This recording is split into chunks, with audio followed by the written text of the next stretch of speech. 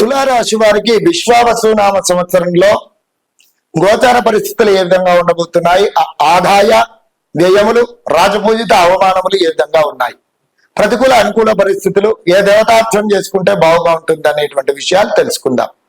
చిత్తా నక్షత్రం 3, 4 పాదములు, స్వాతి నక్షత్రం 1, 2, 3, 4 పాదములు, విశాఖ నక్షత్రం 1, 2, 3 పాదముల వారు కలిసి తులారాశి వారు అవుతున్నారు. ఈ సంవత్సరం వీరికి ఆదాయము 11, వ్యయము 5, రాజపూజితము 2, అవమానము 2 ఈ విధంగా ఉన్నాయి. ఈ సంవత్సరం మే 14వ తేదీ వరకు గనక చూసుకున్నట్లయితే మరి దేవగురువు అయినటువంటి బృహస్పతి వీరికి అష్టమ స్థానంలో ఉన్నారు.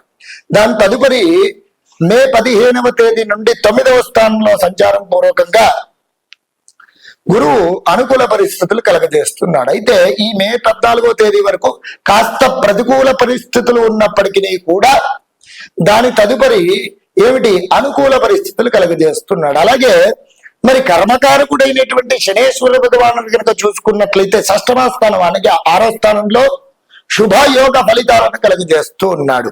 ఇక ఏమి అనుకూల పరిస్థితులు అంటే అనుకున్నటువంటి పనులలో దిగ్విజయం సాధించడం, నిరుద్యోగ యువతీ యువకులకు ఉద్యోగ ప్రాప్తి కలగడం, అలాగే సత్సంతాన ప్రాప్తి కలగడం, వ్యాపారంలో వృద్ధి సాధించడం, నూతన వ్యాపార సంస్థలు వాటికి సంబంధించినటువంటి అనుబంధ సంస్థలు నెలకొల్పడము, అలాగే అనారోగ్య సమస్యలతో బాధపడుతున్నటువంటి వారికి మంచి చక్కటి ఆరోగ్యం లభించడము.